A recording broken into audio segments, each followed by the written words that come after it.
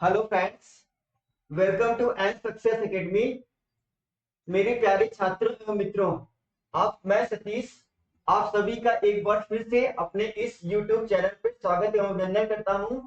सबसे पहली चीज, पिछली क्लास में आपने पॉलीएमर टॉपिक पर डिस्कस किया और उसके साथ साथ आज हम एक नया टॉपिक पर डिस्कस करने वाले। तो सबसे पहली चीज, आज हमारा टॉपिक यूनियन जुडिशरी के बारे में होगा। अब यूनियन जुडिशरी, भारत में जो न्यायिक व्यवस्था है वो एकीकृत न्यायिक व्यवस्था है और उसके साथ साथ यहाँ पर आज हम एकीकृत न्यायिक व्यवस्था के बारे में डिस्कस करेंगे और उसके साथ साथ हम ये जानेंगे वहां पर सुप्रीम कोर्ट और हाई कोर्ट और उसके बाद आपका जो लोअर कोर्ट होता है या आप कह सकते हैं डिस्ट्रिक्ट कोर्ट, उसके बारे में। सबसे पहली चीज एकीकृत, अगर हम जानते हैं आई क्लास का स्टार्ट करते हैं तो सबसे पहली चीज जानते हैं एकीकृत न्यायिक व्यवस्था।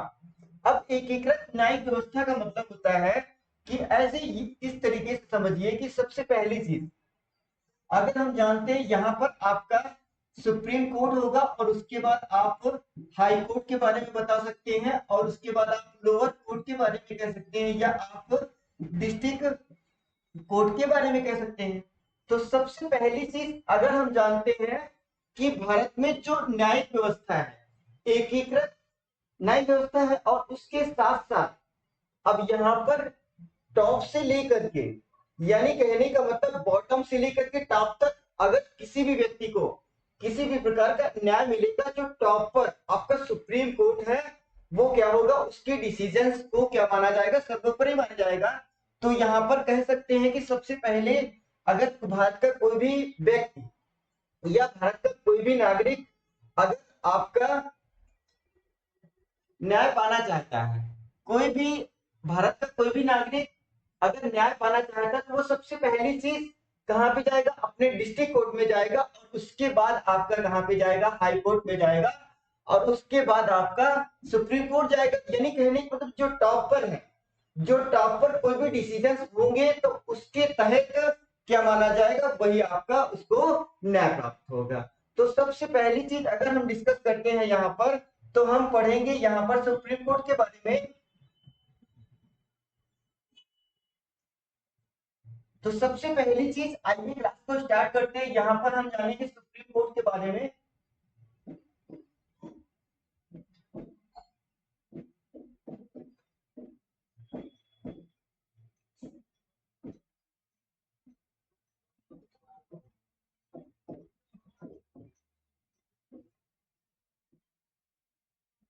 अब अगर हम बात करते हैं यहाँ पर उच्चतम न्यायालय, या आप कह सकते हैं यहाँ पर सुप्रीम कोर्ट या सर्वोच्च न्यायालय, और उसके साथ साथ अगर हम बात करते हैं प्रथम, सबसे पहली चीज अगर हम डिस्कस करते हैं, भारत क्या था, आपका अंग्रेजों का गुलाम था। और उसके साथ साथ यहाँ पर सबसे पहली चीज की अगर आप बात करते हैं कि प्रथम सुप्रीम कोर्ट की, यानी कहने का मतलब है कि अगर आप बात करते हैं प्रथम सुप्रीम कोर्ट की, तो सबसे पहली चीज की प्रथम सुप्रीम कोर्ट आपका स्थापित किया गया था और उसके साथ साथ उसकी स्थापना हुई थी 1773 के रेगुलेटिंग एक्ट के तहत आपका फोर्ट विलियम में 22 अक्टूबर 1734 में। यानी कहने का मतलब है कि अगर हम बात करते हैं भारत में प्रथम सुप्रीम कोर्ट की, तो प्रथम सुप्रीम कोर्ट की स्थापना किस अधिनियम के तहत की गई थी, तो आप कह सकते हैं 1773 के रेगुलेटिंग एक्ट के तहत, यानी 1773 के रेगुलेटिंग एक्ट के तहत।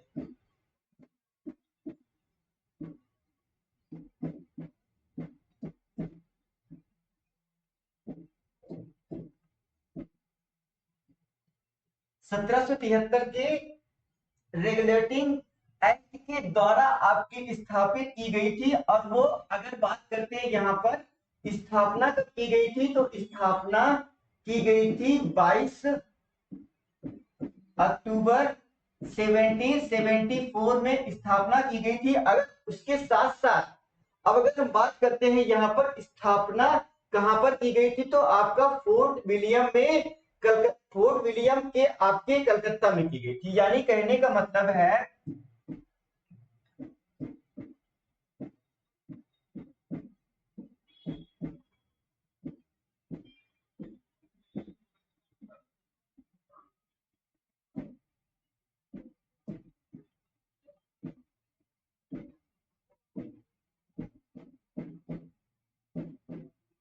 अब सबसे पहली चीज की यहाँ पर आपने जाना कि फर्स्ट सुप्रीम कोर्ट की स्थापना 1773 के रेगुलेटिंग एक्ट के द्वारा और उसके साथ साथ इसकी स्थापना की गई 22 अक्टूबर 1774 के अंतर्गत। अब अगर यहाँ जानते हैं तो कहां पर की गया था, आपका फोर्ट विलियम में, आपका जो फोर्ट विलियम में किया गया था और उसके साथ साथ आपका कलकत्ता में किया गया था। अब अगर हम बात करते हैं यहाँ पर तो आगे बढ़ते हैं तो यहाँ पर आपके एक मुख्य न्यायाधीश और उसके साथ साथ अन्य आपके तीन क्या थे, अन्य न्यायाधीश थे। यानी एक चीफ जस्टिस, अगर आप बात करते हैं चीफ जस्टिस की बात करते हैं तो यहाँ पर एक आपके क्या थे, मुख्य न्यायाधीश थे और उसके साथ साथ आपके तीन अन्य न्यायाधीश थे।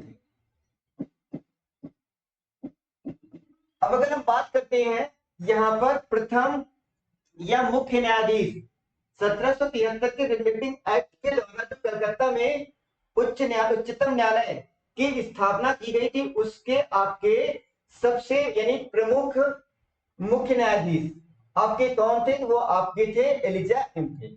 यानी कह सकते हैं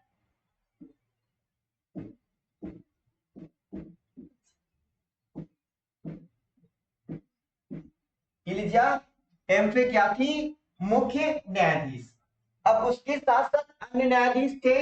अब सबसे पहली चीज की बनाया किसके द्वारा गया था, तो ये आपका बनाया गया था ब्रिटिश सरकार के द्वारा।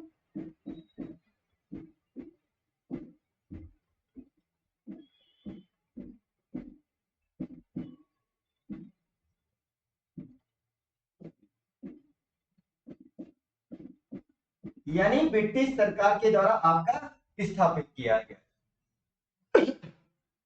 अब अगर हम आगे बात करते हैं तो सबसे पहली चीज की अगर हम संघीय न्यायालय के बारे में बात करते हैं तो यहाँ पर प्रथम संघीय न्यायालय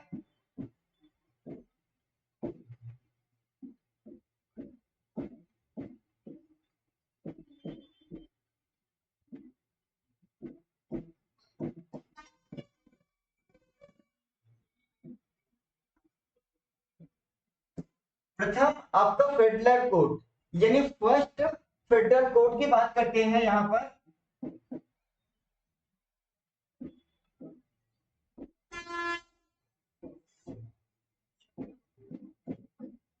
अब सबसे पहली चीज की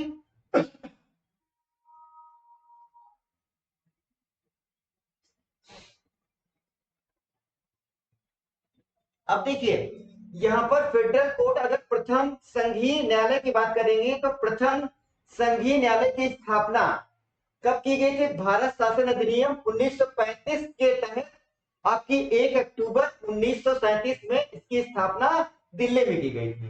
अब अगर हम यहाँ पर बात करते हैं फर्स्ट संघीय न्यायालय की तो इसकी स्थापना कब की गई थी, इसकी स्थापना की गई थी आपका किस अधिनियम के द्वारा, तो ये आप बता सकते हैं यहाँ पर भारत शासन अधिनियम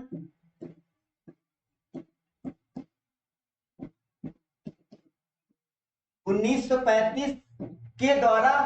अब अगर हम बात करेंगे स्थापना कब की गई थी, तो स्थापना आपकी की गई थी 1 अक्टूबर 1937 को इसकी स्थापना की गई। यानी कहने का मतलब है कि स्थापना की अगर हम बात करते हैं तो स्थापना आपकी की गई थी 1 अक्टूबर 1937 को। अब अगर यहाँ पर बात करेंगे इसके प्रथम मुख्य न्यायाधीश कौन थे, तो मोरिस गोयल। यानी कहने का मतलब है कि स्थापना आपकी कहां पे की गई थी, स्थापना दिल्ली में की गई थी। और उसके साथ साथ अगर आप डिस्कस करते हैं यहां पर तो सबसे पहली चीज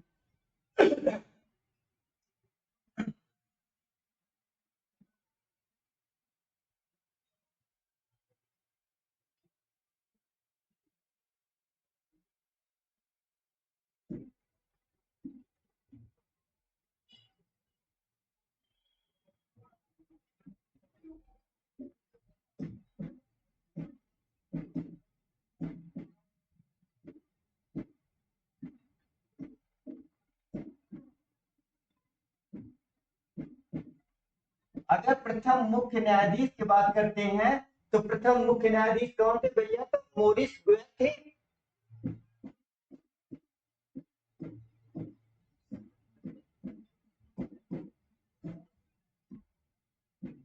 अब देखिए सबसे पहली चीज की अगर यहाँ पर बात करेंगे कि अन्य न्यायाधीश, इनके साथ आपके कितने अन्य न्यायाधीश थे अगर डिस्कस करेंगे तो अन्य 7 आपके न्यायाधीश थे, 7 आपके अन्य न्यायाधीश थे। अब अगर हम बात करते हैं प्रथम संघीय न्यायालय की तो यहाँ पर इसके अंतिम न्यायाधीश की बात करेंगे तो सबसे पहली चीज की अगर आप बात करते हैं अंतिम न्यायाधीश की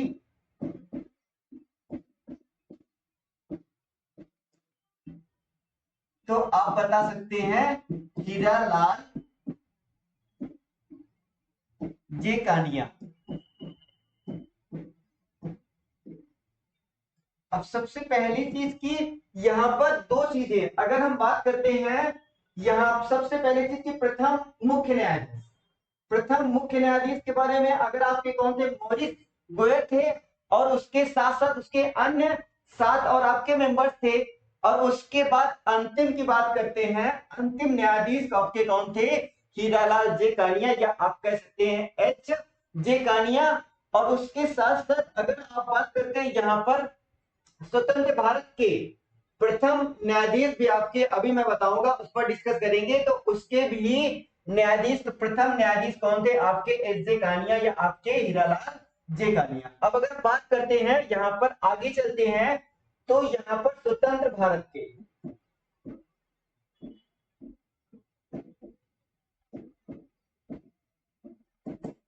स्वतंत्र भारत में यानी आप कह सकते हैं कि जब संविधान लागू हुआ या आपका संविधान को बनाया गया और उसके साथ साथ जब भारत स्वतंत्र हुआ तब सुप्रीम कोर्ट का गठन किया गया। और वो सुप्रीम कोर्ट का गठन कब किया गया? तो वहां पर गठन जब किया गया सब संविधान लागू हुआ 26 जनवरी 1950 को।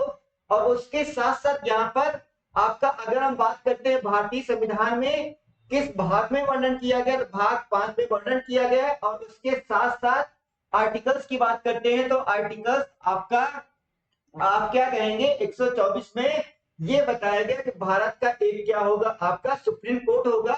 और उसके बारे में बताया गया जिसकी स्थापना कहां पे की गई? दिल्ली में की गई।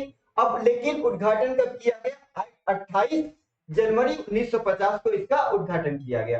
अब अगर यहां पर बात करते हैं सुप्रीम कोर्ट की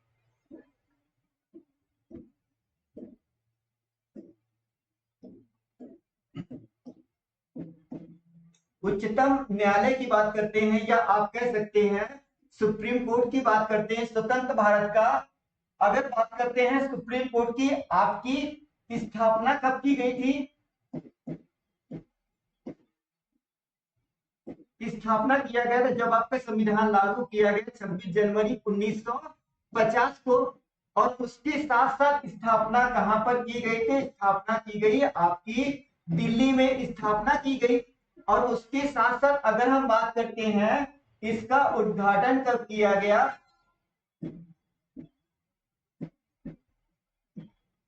उद्घाटन किया गया 28 जनवरी 1950 को। अब अगर हम बात करते हैं कि भारतीय संविधान के किस भाग में बताया गया है तो ये बताया गया भाग 5 में बताया गया है। अब अगर हम बात करते हैं कि किस आर्टिकल में बताया गया तो आर्टिकल 124 से लेकर के आपका 147 तक सुप्रीम कोर्ट के बारे में वर्णन किया गया है। अब अगर यहाँ पर बात करते हैं यहाँ पर प्रथम मुख्य न्यायाधीश, प्रथम मुख्य न्यायाधीश की बात करते हैं तो प्रथम मुख्य न्यायाधीश आपके कौन होंगे?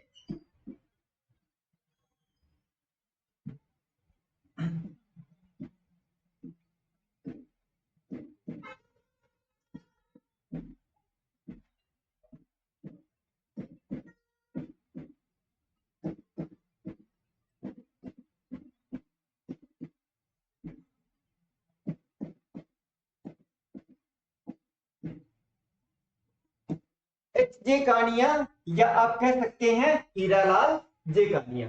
अब अगर यहाँ पर बात करते हैं कि मूल संविधान में जजों की संख्या कितनी थी? तो जजों की संख्या आपकी 1+7 या आप कह सकते हैं 8 थी। यानी कहने का मतलब है कि मूल संविधान में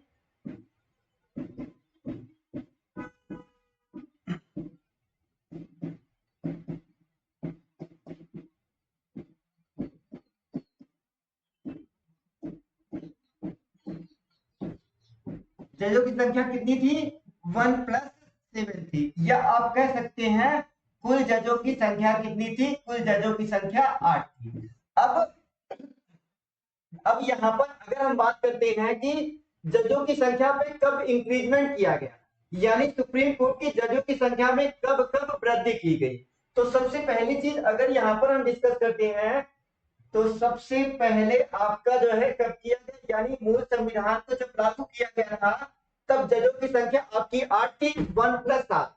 यानी कहने का तात्पर्य कि एक आपका मुख्य न्यायाधीश और उसके साथ साथ आपके साथ क्या थे? आपके अन्य न्यायाधीश थे। अब सुप्रीम कोर्ट में जजों की संख्या में वृद्धि कब कब की गई? यहां पर अगर हम बात करते हैं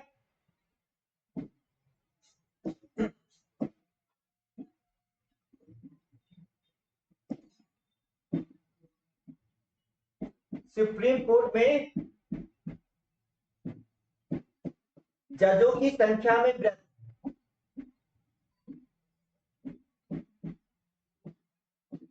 तो सबसे पहले कब किया गया था?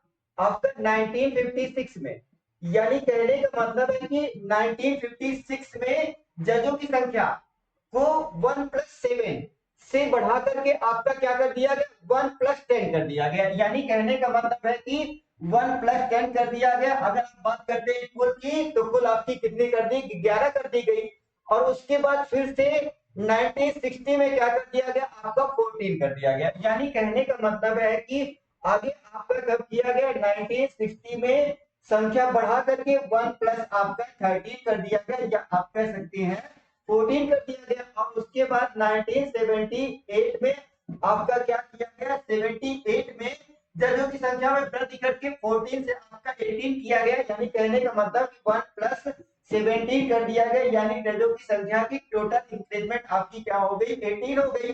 अब अगर हम बात करते हैं उसके बाद, तो 1986 में 26 कर दिया गया। यानी कहने का मतलब है कि 1986 में जजों की संख्या को बढ़ा करके इंक्रीज करके वहां पर 1+ आपका 25 करके आपका क्या कर दिया गया? जजों की संख्या को 26 कर दिया गया। और उसके साथ साथ अगर आप बात करते हैं फिर से इंक्रीजमेंट किया गया, और वहां पर 2009 में आपका क्या किया गया? वहां पर 1+30 करके आपका 31 कर दिया गया। यानी 1+30 करके आपकी 31 कर दी गई। और उसके बाद 2019 में, या आप कह सकते हैं वर्तमान में 34 है, 1+33। यानी कहने का मतलब है कि बाद में इंक्रीमेंट किया गया 2019 में आपकी जजों की संख्या 1+ आपकी 33 यानी 34 कर दिया गया। यानी कहने का मतलब अगर हम बात करते हैं वर्तमान में जजों की संख्या कितनी है? वर्तमान में जजों की संख्या आपकी 34 है, 1+34 यानी 33।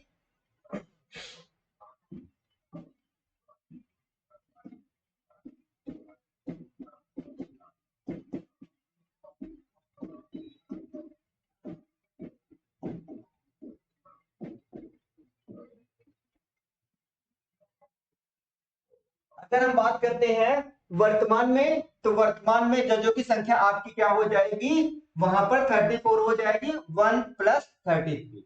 अब अगर हम आगे चलते हैं और आगे बढ़ते हैं, तो यहां पर हम जानेंगे सुप्रीम कोर्ट में जजों की नियुक्ति किसके द्वारा होती है। यानी जजों की नियुक्ति राष्ट्रपति के द्वारा होगी, यानी अपॉइंटमेंट किया जाएगा तो राष्ट्रपति के द्वारा बच जाए आपका किया जाएगा। यहाँ पर आगे आप डिस्कस करते हैं, तो यहां पर हम जानेंगे कि सुप्रीम कोर्ट में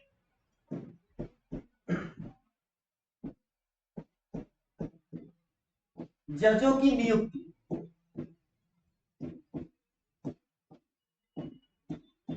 तो जजों की नियुक्ति होगी वो किसके द्वारा होगी? राष्ट्रपति के द्वारा। और उसके साथ साथ यहाँ पर अगर हम बात करते हैं जजों की नियुक्ति के बारे में, तो जजों की नियुक्ति के बारे में आर्टिकल 124 के सब क्लास फर्स्ट में बताया गया है।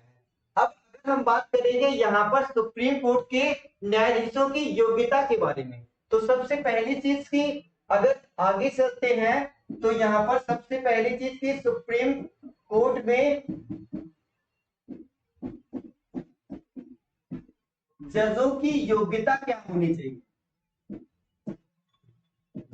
तो योग्यता, अगर पहली योग्यता के बारे में जानते हैं तो भारतीय नागरिक हो, यानी कहने का मतलब है कि भारत का नागरिक हो।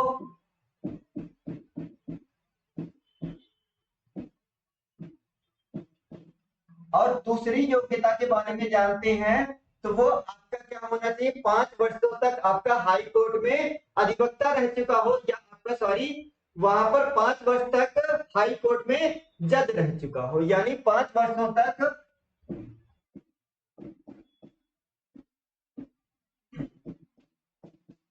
हाई कोर्ट में जज के रूप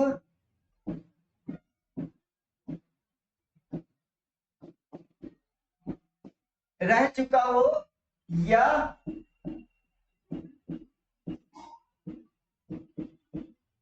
10 वर्षों तक हाई कोर्ट में वकील के रूप में रह चुका हो।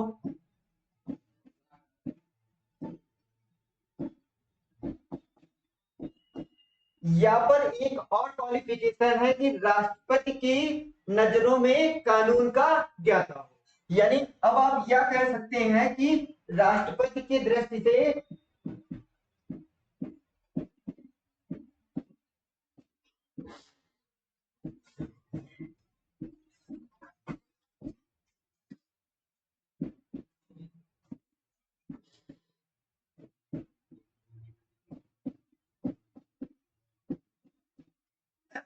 सबसे पहली चीज अगर हम योग्यता के बारे में बताते हैं, जानते हैं, तो योग्यता का वर्णन भारतीय संविधान के आर्टिकल 124 के सब क्लास थर्ड में बताया गया है। यानी योग्यता के बारे में भारतीय संविधान के आर्टिकल 124 के सब क्लास थर्ड में योग्यता के बारे में बताया गया है। और उसके साथ साथ अगर हम यहाँ पर डिस्कस करते हैं योग्यता के बारे में, तो योग्यता भारत का नागरिक हो और उसके साथ साथ 5 वर्ष तक हाई कोर्ट में जज के रूप में रह चुका हो, या आपका 10 वर्ष तक हाई कोर्ट में न्यायाधीश आपका वकील हो, और उसके साथ साथ या की कंडीशन पर एक और बताया गया राष्ट्रपति की दृष्टि से या नजरों से विधि का ज्ञाता हो या कानून का ज्ञाता हो, वो व्यक्ति क्या होगा, आपका राष्ट्रपति के द्वारा वो आपका क्या किया जा सकता है, सुप्रीम कोर्ट में जज के रूप में नियुक्त किया जा सकता है। अब अगर आगे चलते हैं तो यहाँ पर हम जानेंगे सबसे पहली चीज की आपका जज का वेतन, यानी भारतीय संविधान के आर्टिकल 125 में क्या बताया गया है, भारतीय संविधान के आर्टिकल 125 में बताया गया है सुप्रीम कोर्ट के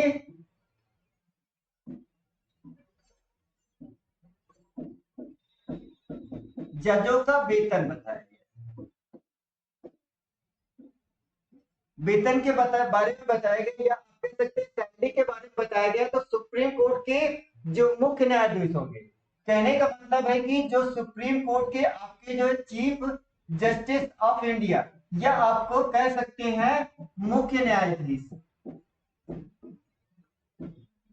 मुख्य न्यायाधीश का वेतन 2.80 लाख रुपीस आपका पर मंथ। और उसके साथ साथ जो आपके अन्य अन्य न्यायाधीश होंगे उनकी वेतन आपका क्या होगा, उनका वेतन 2.50 आपका क्या होगा, लाख रुपए, 2.50 लाख रुपए पर मंथ आपका सैलरी होगी। और उसके साथ साथ अगर हम बात करते हैं सैलरी आपका जो निर्धारण होगा कहां से दिया जाएगा, भारत की संचित निधि से सैलरी दी जाएगी, भारत की संचित निधि से।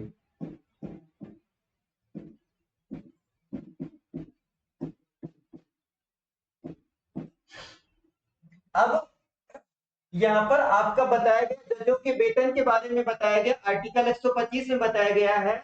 अब वेतन दिया जाएगा आपके भारत की संचित निष्ठे वो आपकी भारित होगी। अब यहाँ पर आप बात करते हैं कार्यवाहक न्यायाधीश की बात करते हैं। जो कार्यवाहक आपका क्या होगा, एक्टिंग चीफ जस्टिस होगा। वो क्या होगा, मुख्य कार्यकारी अधिकारी।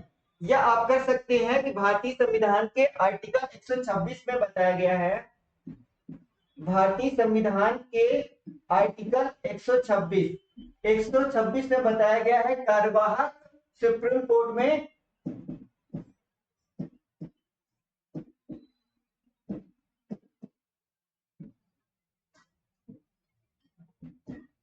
कार्यवाहक मुख्य न्यायाधीश।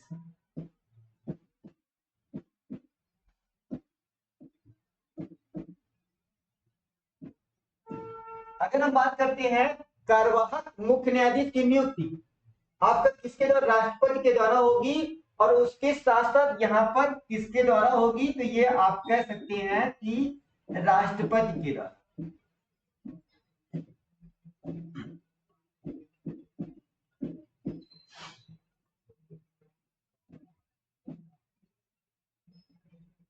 अब अगर आगे चलते हैं तो सबसे पहली चीज की यहाँ पर आपने जाना कि आर्टिकल 126 के अंतर्गत सुप्रीम कोर्ट में कार्यवाहक मुख्य न्यायाधीश के बारे में, और उसकी नियुक्ति कौन करेगा, तो उसकी नियुक्ति भारत के राष्ट्रपति के द्वारा होगी। और उसके साथ साथ आगे चलते हैं तो यहाँ पर 126 के बाद आपका 127 आएगा। 127 में क्या बताएगा, सुप्रीम कोर्ट में तदर्थ न्यायाधीश की नियुक्ति। यानी भारतीय संविधान का आर्टिकल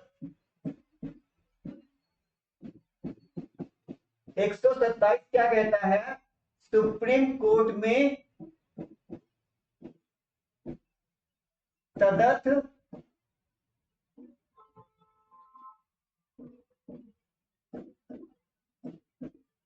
न्यायाधीशों की नियुक्ति।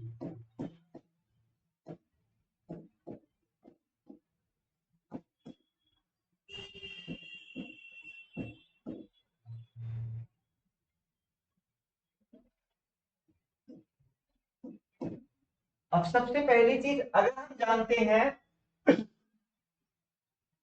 कि तदर्थ न्यायाधीश की नियुक्ति आपका एडहॉक जस्टिस की नियुक्ति किसके द्वारा होगी, वहां पर राष्ट्रपति की सलाह पर सुप्रीम कोर्ट के मुख्य न्यायाधीश। यानी कहने का मतलब कि इनकी नियुक्ति कौन करेगा, वहां पर आपके राष्ट्रपति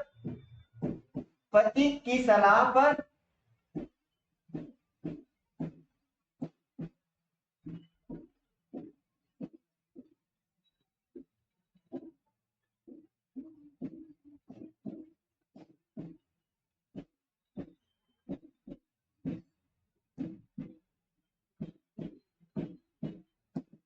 मुख्य न्यायाधीश के द्वारा क्या किया जाएगा, आपका वहां तदर्थ न्यायाधीशों की नियुक्ति की जाएगी।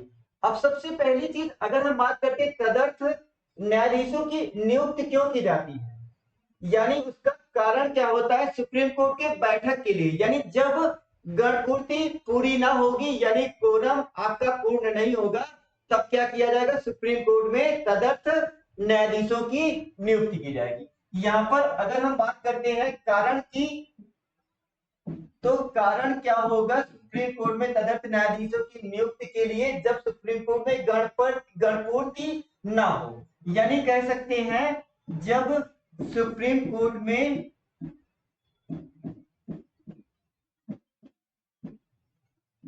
गणपूर्ति ना हो, तब क्या किया जाएगा, वहां पर तदर्थ न्यायाधीशों की नियुक्ति की जाएगी।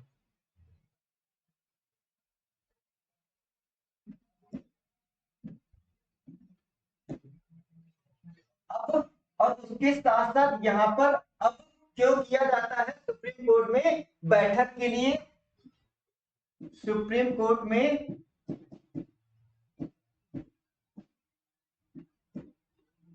बैठक के लिए गणपूर्ति न होने के कारण सुप्रीम कोर्ट में आर्टिकल 127 के अंतर्गत तदर्थ न्यायाधीशों की नियुक्ति होगी। और उसको कौन करेगा, तो यहाँ पर राष्ट्रपति की सलाह पर भारत का जो प्रेजेंट टाइम में मुख्य न्यायाधीश होगा वो आपका क्या कर सकता है, तदर्थ न्यायाधीशों की नियुक्ति कर सकता है। अब अगर हम बात करते हैं यहाँ पर सेवानिवृत्त की न्यायाधीशों की नियुक्ति, सुप्रीम कोर्ट में आपका सेवानिवृत्त न्यायाधीशों की नियुक्ति के बारे में बताया गया आर्टिकल 128 में। यहाँ पर भारतीय संविधान का आर्टिकल 128 क्या कहता है,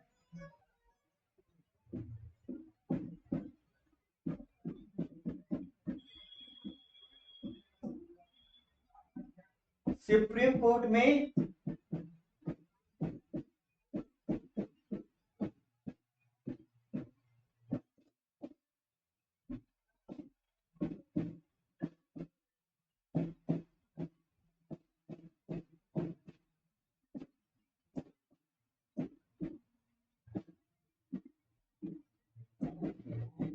अब सबसे पहली चीज की सेवानिवृत्त, यानी आप कह सकते हैं रिटायर्ड जज की नियुक्ति आपका किसके द्वारा होगी, तो यहाँ पर रिटायर्ड जजों की नियुक्ति राष्ट्रपति के सलाह पर भारत का जो मुख्य न्यायाधीश होगा वो आपका क्या करेगा, सेवानिवृत्त न्यायाधीशों की नियुक्ति करेगा। अब उसके साथ साथ यहाँ पर कौन करता है, राष्ट्रपति की सलाह पर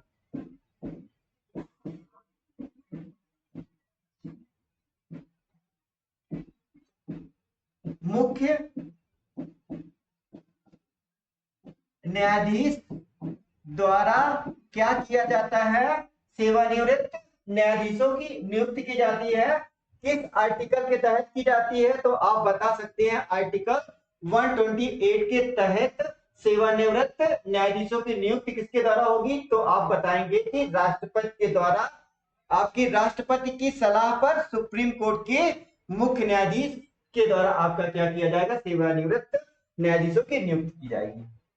अब आगे चलते हैं, तो सबसे पहली चीज की आगे आपका बताया गया आर्टिकल 130 के तहत आपका सुप्रीम कोर्ट का स्थान के बारे में बताया गया, यानी सीट ऑफ सुप्रीम कोर्ट। यहाँ पर सबसे पहली चीज की सुप्रीम कोर्ट दिल्ली पर, उसका तो आपका सुप्रीम कोर्ट है ही है, लेकिन उसके साथ साथ वो अपना स्थान कहीं पर भी अपनी बैठक कर सकती है, यानी सुप्रीम कोर्ट का स्थान बताया गया है भारतीय संविधान के आर्टिकल 131 में।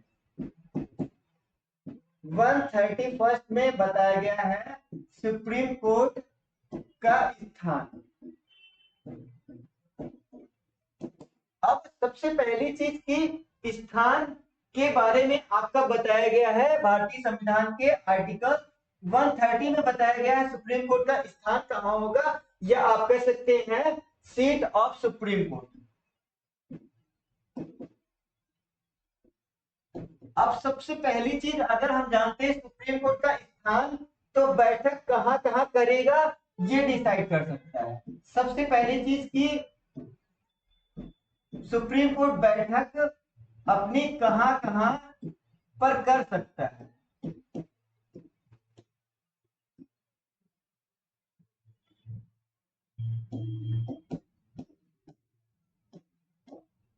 अब अगर हम आगे जानते हैं तो अभी तक अगर आप बात करते हैं, अभी तक केवल 2 स्थानों पर अपनी बैठक किया है, एक आपका श्रीनगर में और दूसरा आपका हैदराबाद में। एक आपका कहाँ पे किया गया है, श्रीनगर में किया गया है, और उसके बाद दूसरा आप अगर बात करते हैं तो दूसरा आपका किया गया है हैदराबाद में आपकी बैठक की गई है। किसकी की गई है, तो सुप्रीम कोर्ट की बैठक की गई है। अब अगर हम बात करते हैं भारतीय संविधान के आगे, भारतीय संविधान के आर्टिकल 131 में क्या बताया गया है, इनका कार्यकाल क्या होगा, यानी टेन्योर आपका जो है क्या होगा। ये यहाँ पे सबसे पहली चीज की भारतीय संविधान का आर्टिकल 131 के अनुसार, भारतीय संविधान के आर्टिकल 13 के अनुसार सुप्रीम कोर्ट के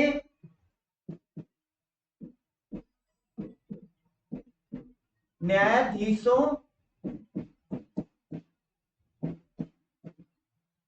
का कार्यकाल क्या होगा, तो सबसे पहली चीज की कार्यकाल के बारे में जानते हैं। तो यहाँ पर सबसे पहले की कार्यकाल आपका जो कोई निर्धारित नहीं होता कि 5 साल और 6 साल या आपका 4 साल, या ऐसी कोई व्यवस्था नहीं होती है। यहाँ पर जो आपकी लास्ट बाउंड्री होती है, यानी कहने का मतलब कि जो एज लिमिट होती है, जो आपकी आयु की जो बाउंड्री होती है या आयु की सीमा होती है, वो कितनी होती है आपकी 65 ईयर्स। 65 ईयर्स यानी कहने का मतलब है कि जिस व्यक्ति की क्वालिफिकेशन 5 वर्ष तक आपका जज के रूप में हो, या उसके साथ साथ आपका 10 वर्ष तक वकील के रूप में हो हाई कोर्ट में, तो उसे राष्ट्रपति के द्वारा क्या किया जाएगा, सुप्रीम कोर्ट का न्यायाधीश बना दिया जाएगा। और उसके साथ साथ यहाँ पर अब 1 साल के लिए बस, बट उसकी एज लिमिट आपकी तो मैक्सिमम नहीं होनी चाहिए 65 वर्ष तक। अगर कोई भी व्यक्ति 65 वर्ष कंप्लीट कर लेगा तो उसको क्या करना पड़ेगा, अपने पद से त्यागपत्र देना पड़ेगा या अपने पद से हटना पड़ेगा। अब अगर हम बात करते हैं यहाँ पर, तो सबसे पहली चीज की शपथ के बारे में, यहाँ पर सबसे पहले अगर बात करते हैं शपथ कौन दिलाता है, तो शपथ आपका राष्ट्रपति के द्वारा दिलाया जाता है। शपथ के बारे में बात करते हैं तो शपथ राष्ट्रपति के द्वारा दिलाई जाती है।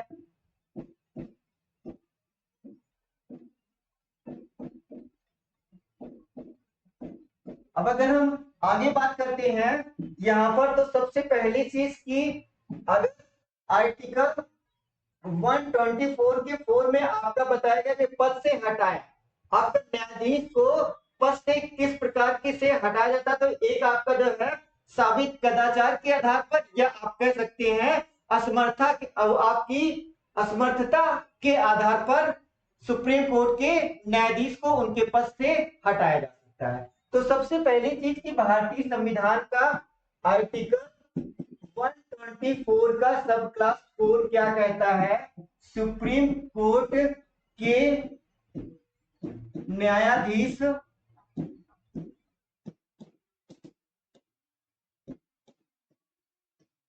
को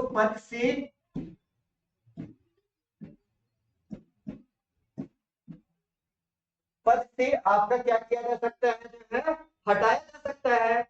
अब उसके साथ साथ 2 कंडीशंस होगी यहाँ पर। अगर हम बात करते हैं पहली कंडीशन, तो साबित कदाचार के आधार पर,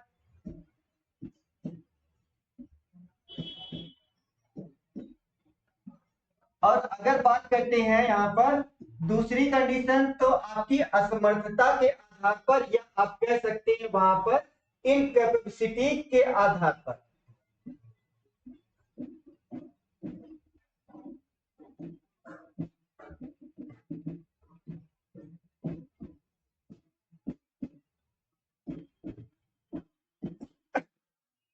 लेकिन अब यहाँ पर आपका मुद्दा एक और नया निकल के आता है कि सबसे पहली चीज की हटाया तो जाएगा, यहाँ पर 2 कंडीशंस होंगी। एक आपका क्या होगा, सबसे पहली चीज की साबित कदाचार के आधार पर हटाया जाएगा, और दूसरी कंडीशंस आपकी क्या होगी, वहां पर दूसरी कंडीशंस आपकी दूसरी कंडीशंस के बारे में बात करते थे। एक आपका जो है इनकैपेसिटी के आधार पर या आपकी असमर्थता के आधार पर, बट यहाँ पर संसद के द्वारा आपका हटाया जाए जो प्रस्ताव पारित होगा। यानी कहने का मतलब है कि जो हटाने की प्रक्रिया में प्रस्ताव पारित होगा वो कहां से होगा, प्रस्ताव आपका संसद से पारित होगा। अब उसके साथ साथ आप संसद से आपका प्रस्ताव पारित होगा, बट यहाँ पर 2 कंडीशन है कि आपकी सबसे पहली चीज की लोकसभा से, और दूसरा आपका क्या है यहाँ पर राज्यसभा से। अब सबसे पहली चीज की राज्यसभा से 100 व्यक्तियों का, यानी 100 सदस्यों के आपके हस्ताक्षर होने चाहिए, और दूसरा आपका क्या होना चाहिए, राज्यसभा से 50 सदस्यों के हस्ताक्षर होने चाहिए। यानी लोकसभा से 100 सदस्य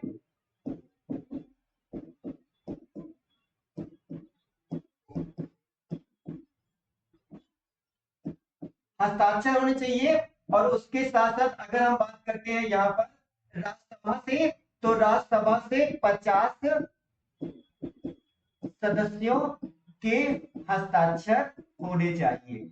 अब उसके साथ साथ यहाँ पर सबसे पहली चीज की आपने आज की क्लास में जाना सुप्रीम कोर्ट के मुख्य न्यायाधीश के बारे में और उसके साथ साथ उनकी क्या योग्यताएं होंगी और उनका क्या कार्यकाल होगा। और वहां पर आपने ये जाना कि सुप्रीम कोर्ट में आपका जो तदर्थ न्यायाधीशों की नियुक्ति कौन करता है और उनका आपका जो है कार्यवाहक मुख्य न्यायाधीशों की नियुक्ति कौन करता है।